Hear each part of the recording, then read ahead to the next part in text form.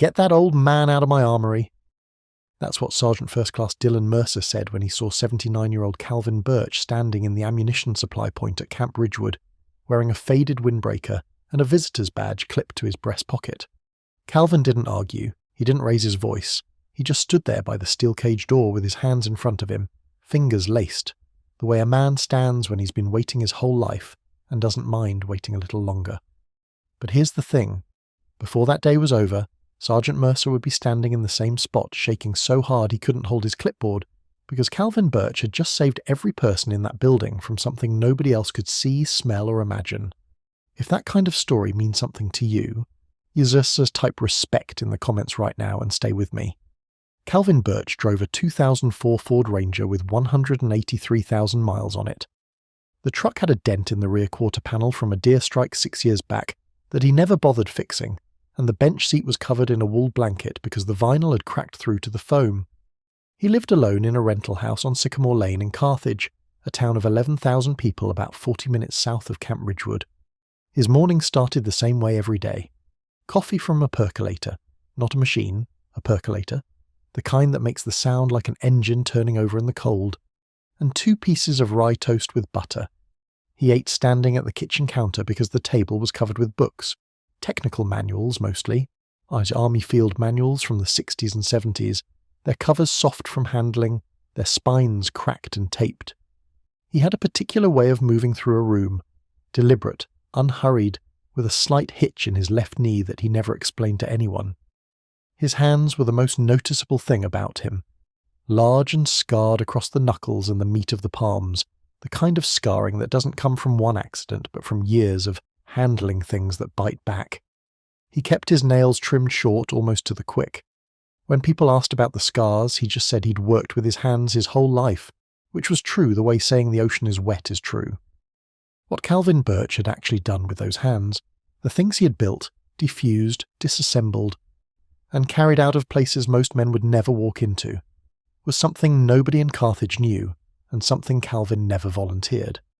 But every piece of that history was about to matter, more than anyone standing inside that armory could possibly understand.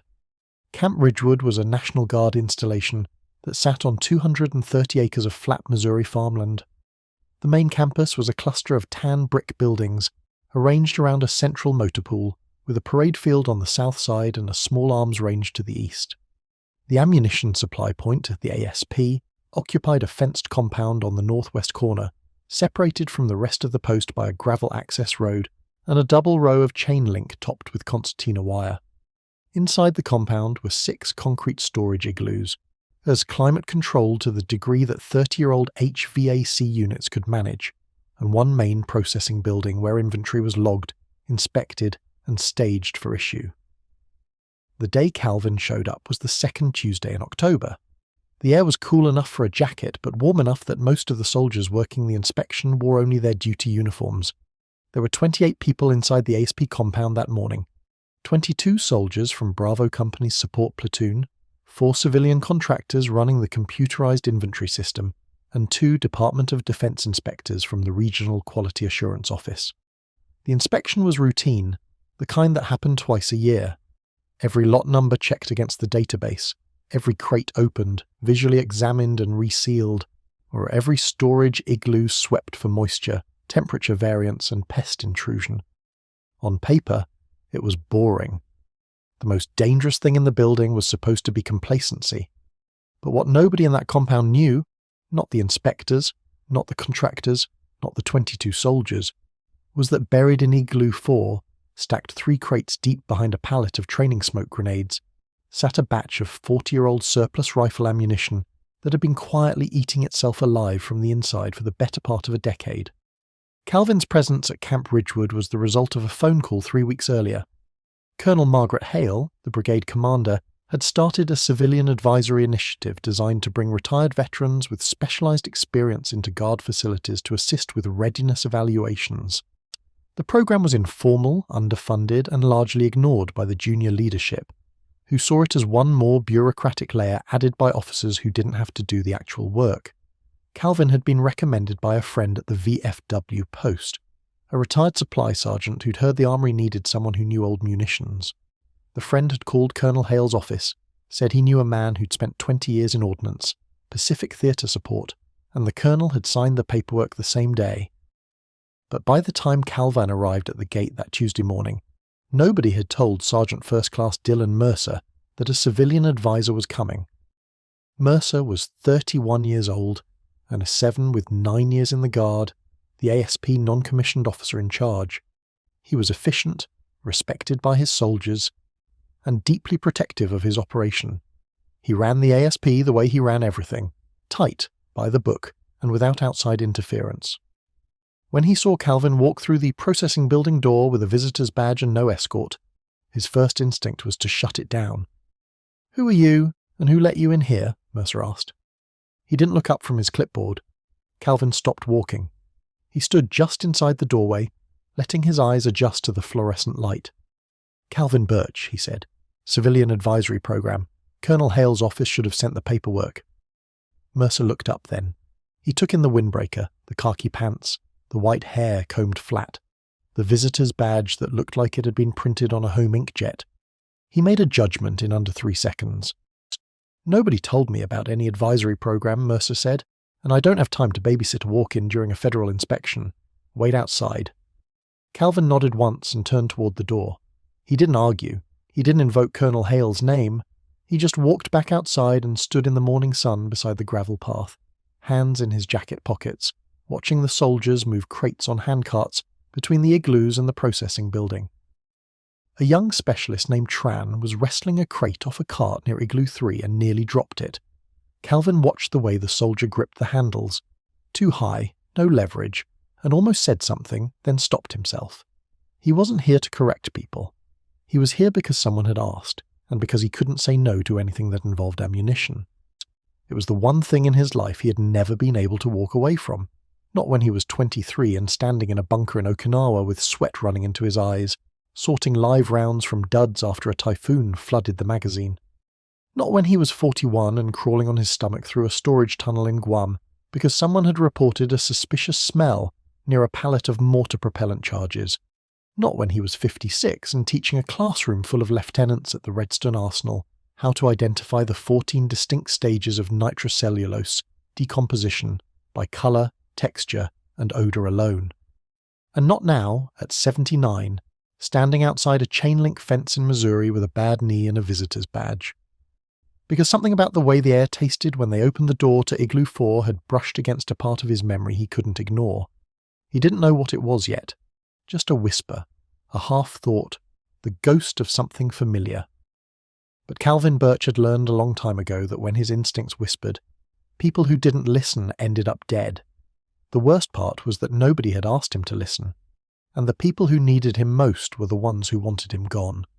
20 minutes later, one of the DoD inspectors, a woman named Patricia Colvin, came outside and found Calvin sitting on a concrete bollard near the gate. She was in her 50s, professional, with reading glasses pushed up into her hair and a clipboard thick with checklists. She asked who he was. Calvin told her. She looked at his visitor's badge, looked at him and said, "You're the ordnance advisor?" Calvin said yes. "Come inside," she said. "I don't care what Mercer told you. If Hale's office sent you, you're on my list." Calvin followed her back through the processing building. Mercer saw them from across the room and said nothing, but his jaw tightened. 2 of his soldiers exchanged a glance. The old man was back. Patricia walked Calvin through the inspection protocol, explaining what they were checking and how the inventory system cross-referenced lot numbers with the Army's ammunition data repository. Calvin listened, nodded in the right places, and didn't interrupt. He noticed things, though. Small things. The humidity readout on Igloo 2 was 6% higher than the others, which meant the door seal was failing. The ventilation louvers on Igloo 5 were painted shut. The temperature log for Igloo 4 hadn't been updated in 3 days, which could mean the sensor was broken, or it could mean someone was cutting corners. He didn't mention any of it. Not yet. He was still listening to that whisper. When Patricia led him toward Igloo 4, he stopped at the threshold. The concrete pad in front of the door was stained with old rust from the hinges. The overhead light inside buzzed at a frequency that made his back teeth itch. And there it was. Faint. Almost nothing. Like the memory of a smell rather than the smell itself. Sweet. Chemical. organic in a way that had nothing to do with anything living. Calvin's hands came out of his pockets. His fingers flexed once, then went still. He took one step inside, then another. He breathed in through his nose, slow and deliberate, as is the way a man tests the air in a mine shaft. His face changed. It was subtle, a tightening around the eyes, a flattening of the mouth. But Patricia saw it. "Something wrong?" she asked. Calvin didn't answer right away. He was counting. He was running a calculation in his head that most people wouldn't understand, and that he could do faster than any machine. Parts per million of nitrogen dioxide against ambient temperature and humidity, cross-referenced against the storage age of single-base propellant in a semi-sealed environment. It took him 4 seconds. "You smell that?" he whispered. Patricia frowned. She sniffed the air. "Smell what? I don't smell anything." Calvin turned to her. His eyes were calm, but his voice had changed. It was lower, slower. The voice of a man who has said the next sentence before and knows exactly how much it weighs. "Get everyone out of this building," he said. "Right now." Patricia stared at him. "What are you talking about?" Calvin didn't repeat himself. He turned and walked back toward the processing building with a stride that had nothing to do with an old man's hitch, and everything to do with a soldier who'd spent 2 decades walking toward things other people ran from. He pushed through the door and stopped in the center of the room. 20 people looked at him. Mercer looked at him. The 2 contractors at the computer terminals looked at him. Calvin raised his voice for the first time all day. "Everybody out," he said. "Out of the building, now! Move to the parking area past the gate. Do not run. Walk with purpose. Leave your gear." Nobody moved. Mercer stepped forward. "Who the hell do you think you are?" Calvin looked at him. "I'm the man who just smelled nitrocellulose decomposition gas coming out of Igloo 4. You've got degraded propellant in that magazine. If the ambient temperature hits 82 degrees, or if someone drops a crate hard enough to cause a friction spark, you're going to have a sympathetic cookoff that'll turn this building into a blast crater. Now move these people out, or I will." The room was silent for exactly 3 seconds. Then Patricia Colvin, standing in the doorway behind Calvin, said, "Do what he says." She said it quietly, but she said it with the kind of certainty that comes from watching a man's face when he knows something no one else does. Mercer didn't move. His soldiers didn't move. One of the contractors stood up and grabbed his jacket. Then another. Then Specialist Tran, the young soldier who'd been struggling with the crate earlier, picked up his patrol cap and walked toward the door. One by one they followed. Mercer was the last to leave. He walked past Calvin without a word, his clipboard still in his hand, his face the colour of wet concrete. Outside, the compound was quiet. 28 people stood in the gravel parking area beyond the gate. Some of them confused, some of them annoyed, most of them watching Calvin Birch, who was standing by the fence with his hands back in his pockets, staring at Igloo 4 like he could see through the walls. Mercer was on his radio calling the post-operations centre. Patricia Colvin was on her phone talking to the Regional Quality Assurance Director in a voice that was professionally calm but personally terrified. Within 15 minutes, the installation's emergency operations plan was activated. Within 30 minutes, the post commander, a full colonel named Davis, had driven from the main headquarters building and was standing in front of Calvin, asking him to explain what he'd detected. Calvin told him. He used precise language, the kind of language that doesn't come from a textbook but from handling the actual material, from putting his nose inches away from propellant canisters in hot storage bunkers across 3 continents. He described the odor profile of stage 3 nitrocellulose decomposition, a faintly sweet ether-adjacent scent produced when the stabilizer compound, typically diphenylamine, has been fully consumed and the cellulose nitrate chains begin autocatalytic breakdown, releasing nitrogen dioxide and heat in a self-accelerating cycle. He said the word autocatalytic the way most people say fire. Colonel Davis listened without interrupting. When Calvin finished, Davis asked one question. "How long?" Calvin said, "If the stabilizer is fully depleted, which it is based on the odor profile, the propellant is in the thermal runaway window. Could be days, could be hours, depends on how hot that igloo gets this afternoon." Davis picked up his radio and called for the explosive ordnance disposal team. But the base EOD team was a 2-man section attached to an engineering company 40 miles away at Fort Leonard Wood. They wouldn't arrive for at least 90 minutes. Calvin said he'd wait. He stood by the fence with his hands in his pockets and watched the igloo the way a man watches something he's seen before. Not with fear, but with the focused patience of someone who knows exactly what the thing on the other side of that wall can do. What nobody at Camp Ridgewood had learned yet, not Colonel Davis, not Patricia Colvin, not Mercer, was that the man standing by the fence in the faded windbreaker was the same man who had written the original field detection protocol for nitrocellulose decomposition in 1979, the protocol that was still used, word for word, in the current edition of Army Technical Manual 4-48.09. The one titled Ammunition Storage and Safety, the one with the author's name printed on the inside cover in small government issue type, Master Sergeant Calvin J. Birch, U.S. Army Ordnance Corps. The EOD team arrived at 11:47 hours. Staff Sergeant Reeves and Sergeant Kowalski, both young, both combat engineers who'd cross-trained into ordnance disposal, both carrying enough gear to make the walk from their vehicle to the compound gate look like a forced march. Reeves was the team leader, 28 years old, steady, with the kind of face that doesn't change expression, whether he's ordering lunch or approaching a suspected IED. Kowalski was younger, quieter, and deferred to Reeves on everything. They suited up at the gate, level B protective equipment, blast-resistant apron, face shield, gloves rated for thermal and fragmentation. Calvin watched them and said nothing, though his eyes tracked the way Kowalski fastened his apron strap. Too loose on the left side, not enough overlap across the sternum. A detail that wouldn't matter unless it did, and if it did, it would matter more than anything else in the world. Reeves approached Calvin before entering the compound. "You're the one who called it?" Calvin nodded. "Tell me what I'm walking into." Calvin described the layout of Igloo 4, the pallet configuration, the location of the suspect crate relative to the door, the approximate age of the ammunition based on the lot number prefix he'd seen stenciled on the side before Patricia had pulled him away. He described the smell again. Reeves listened, asked 2 follow-up questions, and then said something that made Colonel Davis turn his head. "You trained under Birch Protocol, didn't you?" Reeves said. It wasn't a question. Calvin looked at him. "I wrote it," he said. Reeves blinked. He looked at Calvin, really looked at him, the way you look at a name in a textbook when you suddenly realize it belongs to a living person standing 3 feet away from you in a windbreaker. "You're Birch," Reeves said. "MSG Birch, the Birch." Calvin didn't confirm or deny. He just said, "The crate you're looking for is 3rd row back, left side, marked with a lot prefix starting in L74. Single-base ball powder, probably manufactured early 80s. If the stabilizer's gone, the powder will be amber to brown with a crystalline surface texture. Don't open the crate inside the igloo. Carry it out to the blast apron and open it there. And tell your partner to tighten his left apron strap. He's got a 2-inch gap over his sternum." Reeves looked back at Kowalski. He looked at Calvin. Then he gave a single nod and walked into the compound.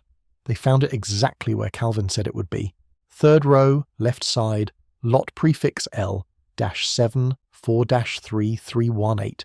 A wooden crate of 7.62mm surplus ammunition, manufactured in 1981 at the Lake City Army Ammunition Plant. The crate had passed every visual inspection for the past 12 years. The exterior was intact. The seals were unbroken. The lot data matched the inventory records. On paper it was clean. But when Reeves carried it out to the blast apron, a cleared concrete pad 50 meters from the nearest structure, and pried the lid with a non-sparking tool, the smell hit him through his face shield. The cartridges were packed in standard bandolier clips inside sealed plastic bags, and even through the bags the odour was unmistakable. Sweet, warm, wrong. Reeves opened one bag with gloved hands and pulled a single round. The case was normal. The bullet was seated properly. The primer looked fine, but the propellant, he could see it through a hairline crack in the case neck of an adjacent round, was discoloured. Not the pale grey of fresh ball powder, but a deep amber verging on brown, with a faint crystalline sheen on the surface that caught the light like sugar.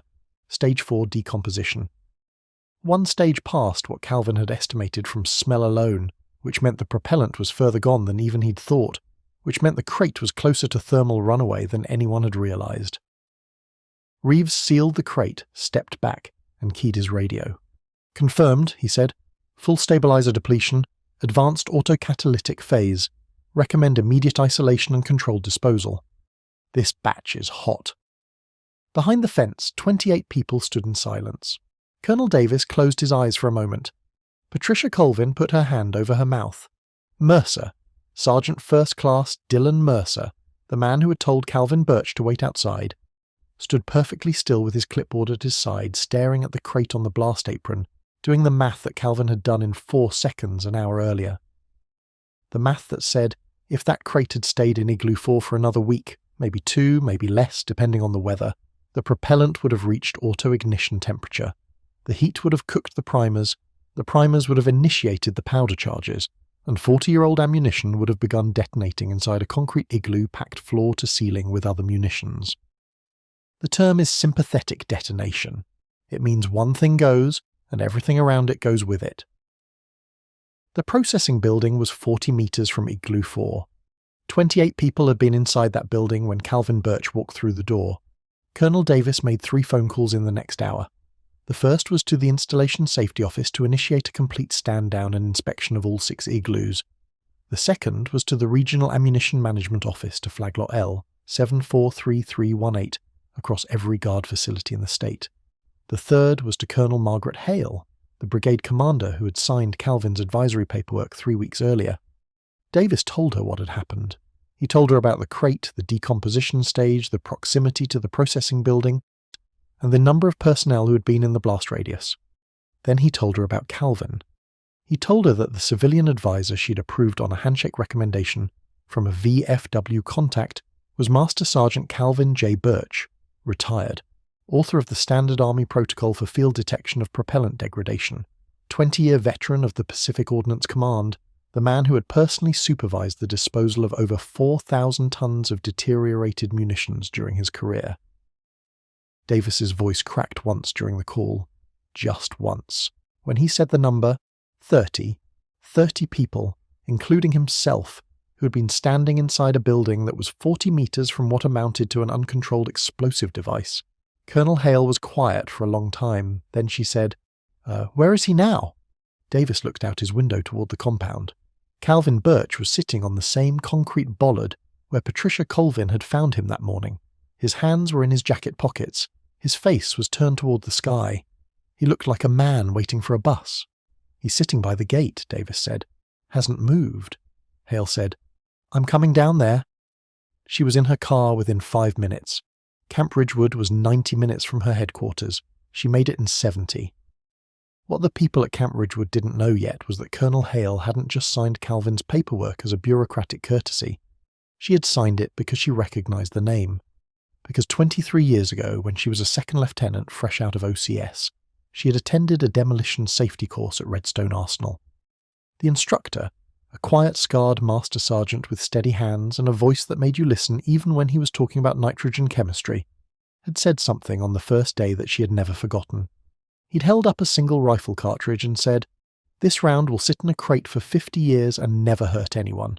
But if you forget that it's chemistry, not hardware, if you stop respecting what's happening inside this brass at the molecular level, it will kill every person you're supposed to protect." That instructor was Calvin Birch. Colonel Hale arrived at Camp Ridgewood at 13:40 hours. She drove past the main gate, past the motor pool, past the parade field where a detail was lowering the flag to half-staff for an unrelated memorial, and pulled her vehicle onto the gravel access road leading to the ASP compound. The EOD team had completed their initial assessment and was staging the contaminated crate for transport to the disposal range. Additional lots from Igloo 4 were being pulled and tested. 2 more crates from the same production run had shown early stage decomposition. Stage 2, stable for now, but flagged for immediate removal. The rest of the inventory was clean. Calvin was still sitting on the bollard. He watched the colonel's vehicle approach the way he watched everything, with the still, measured attention of a man who notices before he reacts. Hale parked, stepped out, and walked toward him. She was in duty uniform, her rank visible on her chest, her expression controlled but carrying something underneath that control that the soldiers nearby could feel without understanding. She stopped in front of Calvin. He looked up at her. There was no recognition on his face. He had taught hundreds of officers over the years and didn't remember most of them. But Hale remembered him. She remembered the hands, the scars, the way he held a cartridge between his thumb and forefinger, like it was both precious and dangerous, which it was. "Master Sergeant Birch," she said. She didn't extend her hand. She stood at a position that wasn't quite attention, but carried the echo of it. Shoulders square, chin level, the posture of someone addressing a superior in everything but rank. Calvin looked at her. His eyes moved across her face, searching for the connection. "I'm sorry," he said. "I don't—" "Redstone," she said. 2003. Demolition safety course. You held up a cartridge on the first day and told us it was chemistry, not hardware." Calvin's face changed. Not much. A softening around the eyes, a slight lift at the corner of his mouth that might have been a smile or might have been something deeper. "That was a long time ago," he said. "Yes, it was," Hale said. "And you were right then, and you were right today." She turned to Colonel Davis, who was standing nearby with his arms folded. This man identified a Stage 4 propellant decomposition by olfactory detection alone inside a storage facility that passed federal inspection less than 6 hours before he walked in. He evacuated 30 personnel from a potential mass casualty blast zone before EOD confirmation. His field protocol, the one he wrote in 1979, is the reason Staff Sergeant Reeves knew what to look for when he opened that crate. She paused. "I want a full incident report on my desk by Friday. I want every ammunition storage facility in this brigade re-inspected using the Birch protocol, not the abbreviated checklist version, the original, and I want Master Sergeant Birch's advisory status upgraded from temporary volunteer to permanent civilian consultant, effective today." The compound was quiet after that. The kind of quiet that comes after the adrenaline drains and the math settles in, and people start to understand how close they came to something they'll never fully be able to describe. Soldiers stood in small groups near the gate, talking in low voices, glancing toward the igloo, glancing toward Calvin. Mercer was sitting on the tailgate of a supply truck with his clipboard on his knee, staring at nothing. The clipboard had a coffee ring on the top sheet from that morning. The top sheet was the inspection checklist for Igloo 4. Every box was checked, every line item marked satisfactory. He'd signed it himself at 08:30, 3 hours before Calvin Birch whispered 2 words that made every checkmark on that page meaningless. Patricia Colvin found Calvin at the bollard and sat down beside him. She didn't say anything for a while. Then she said, "How did you know?" Calvin looked at her. "Know what?" "That it was Stage 3. You said Stage 3. Reeves found Stage 4. Calvin was quiet for a moment. "I said Stage 3 because that's where the smell profile matched what I've catalogued over the years. Stage 4 produces a sharper aldehyde note on top of the sweet base. I didn't catch that note when I walked in, which means either the ventilation was masking it or my nose isn't what it used to be." He paused. "Either way, Stage 3 or Stage 4, the answer is the same. Get out." Patricia nodded. "You saved 30 people today." Calvin looked at the igloo. "No," he said. "I smelled something. Reeves confirmed it. Colonel Davis made the calls. Your inspector cleared the way for me to come back inside when Mercer wanted me gone. 30 people saved themselves when they walked out that door." He looked at his hands. The scarred, steady, unremarkable hands of a man who had spent his life touching things that could kill him. "I just happened to know what the air was trying to tell them." The incident report was filed by Friday, as Colonel Hale had ordered. It ran 37 pages. The executive summary described a near-miss catastrophic event involving advanced propellant decomposition in stored surplus ammunition, detected by olfactory identification by a civilian advisor with specialized ordnance expertise. The technical analysis confirmed that Lot L-74-3318, manufactured at Lake City in 1981, had experienced complete stabilizer depletion and was in an active autocatalytic decomposition cycle. The estimated time to auto-ignition, based on the ambient temperature trends for that week, was between 4 and 11 days. The blast effect modelling, conducted by the Regional Explosive Safety Officer, estimated that a sympathetic detonation of Igloo 4's full inventory would have produced a blast overpressure sufficient to cause structural collapse of the processing building and lethal fragmentation within a 70-metre radius. 30 people had been within that radius at the time of Calvin's detection.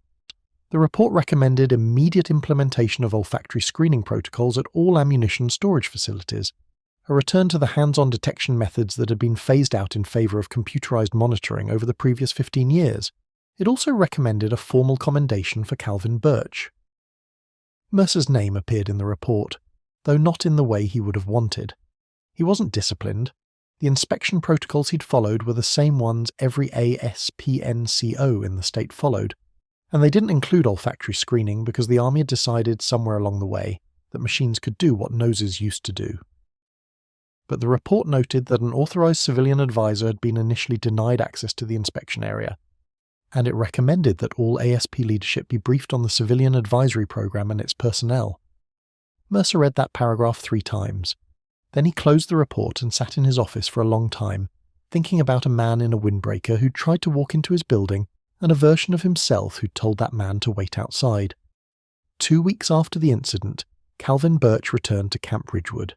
This time there was a parking spot reserved for him near the ASP gate. His name was on the access roster. His visitor's badge had been replaced with a permanent identification card that read Civilian Ordnance Consultant in block letters.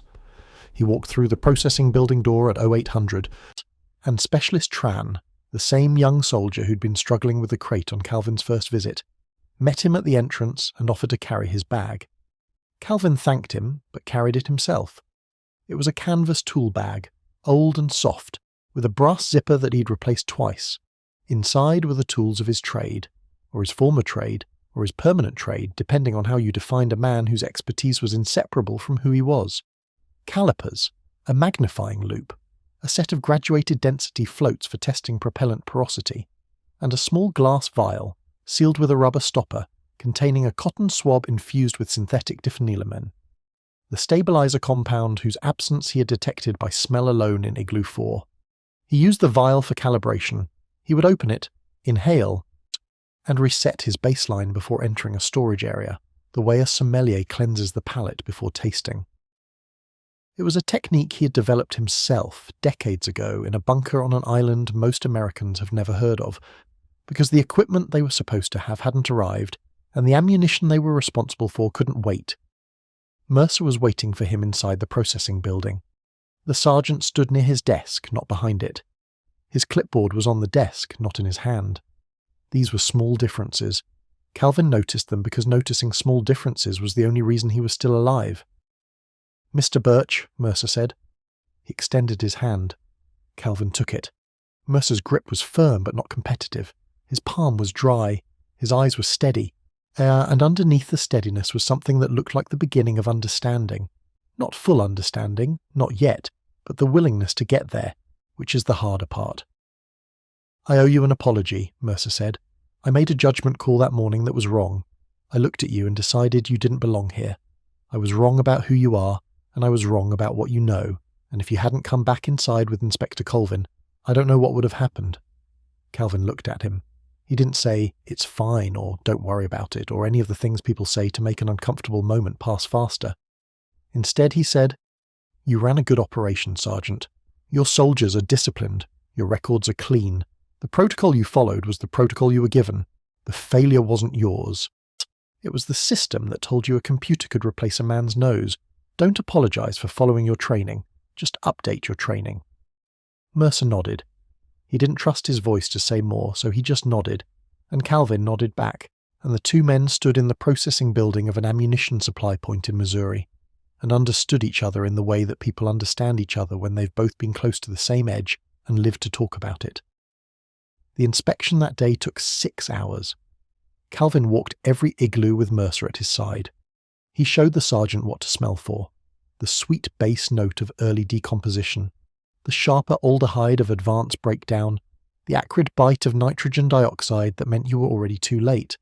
He showed him how temperature and humidity affected the rate, how single-base powders degraded differently from double-base, how the age of the stabilizer compound mattered more than the age of the round itself. He showed him the density float test, the visual crystallization check, the old method of pressing a thumbnail into a propellant grain to test for brittleness. These were techniques that had been standard practice when Calvin was a young sergeant. They had been replaced by electronic monitors, database algorithms, and scheduled disposal timelines that assumed all ammunition aged at the same rate, which it didn't, because chemistry doesn't read schedules. Mercer absorbed it like a man who has just discovered that the house he's been living in has a room he never knew about. The soldiers watched too. Specialist Tran followed Calvin through 2 entire igloos, writing notes in a pocket notebook with a pencil that was too short and a focus that was absolute. By the end of the day, Tran had filled 14 pages. Calvin signed the last page at the bottom because Tran asked him to, and because the gesture reminded Calvin of a version of himself that was 56 years younger, standing in a bunker with a notebook of his own, learning the language of things that could kill you if you stopped paying attention. Colonel Hale visited at the end of the day. She found Calvin in the parking area, loading his canvas bag into the bench seat of his truck. She asked how the inspection went. Calvin said it went fine. She asked if there was anything else the brigade could do. Calvin thought about it. "Train your NCOs to use their noses," he said. "Machines break. Databases have gaps. Software gets updated and somebody forgets to carry a variable. But a man who knows what propellant decomposition smells like, that man is a sensor that never needs a battery." Hale smiled. "You said something like that at Redstone," she said. "I remember." Calvin climbed into his truck. The engine turned over on the second try. It always took two, and the wool blanket on the seat shifted as he settled into it. He looked out the windshield at Camp Ridgewood, at the tan buildings and the gravel roads and the flag on the parade field catching the late afternoon wind. He didn't say goodbye. He just lifted 2 fingers off the steering wheel in a wave that was more habit than gesture, and pulled out of the lot. He drove the 40 minutes back to Carthage with the windows down. The air smelled like cut alfalfa and cooling asphalt, and the particular sweetness of Missouri in October, when the soybean fields are drying and the light turns the colour of the old brass. He parked the Ranger in his driveway, walked inside and put the percolator on the stove. While the coffee worked its way through the cycle, that engine turning over sound filling the kitchen, he sat down at the counter and opened one of the field manuals stacked on the table. TM4-48.09, his manual, his protocol, his words, written in a government office 47 years ago, printed in typeface so small you needed the loop from his tool bag to read the footnotes. He turned to the chapter on olfactory detection methods. He read his own sentences with the detached precision of a man reviewing someone else's work, which, in a way, he was. The man who wrote those words was 20 years younger, sharper-eyed, steadier-handed, with a nose calibrated by a decade of daily exposure to every propellant compound the army manufactured. That man was gone, but the words remained, and the words had worked. Not because they were clever or innovative, but because they were true, because chemistry doesn't care about your rank or your age or your visitor's badge. It does what it does, and either you know what it's telling you or you don't. Calvin Birch knew. He had always known. And today, knowing had been enough. He closed the manual and drank his coffee standing at the counter, looking out the window at the last light on the sycamore trees, and he didn't think about the 30 people he'd saved because that wasn't how he thought about it. He thought about the smell. He thought about the compound. He thought about the chemistry. And he thought about the fact that somewhere, in some other armory, in some other state, there was another crate sitting in another igloo, aging quietly, decomposing invisibly, and waiting for someone to walk in and know what the air was trying to say. If this story reminded you that the things that keep us safe aren't always the newest, the fastest, or the most expensive, sometimes they're the oldest, the quietest, and the most overlooked, then subscribe to this channel. We tell these stories because they matter, because the men and women who serve don't stop being experts when they take off the uniform. They carry what they know for the rest of their lives, and sometimes on a Tuesday morning in Missouri. What they know is the only thing standing between 30 people and a catastrophe nobody saw coming. Share this video with someone who served. Drop a comment if you've ever met someone whose experience saved the day, and if you haven't already, hit that subscribe button. We'll see you in the next one.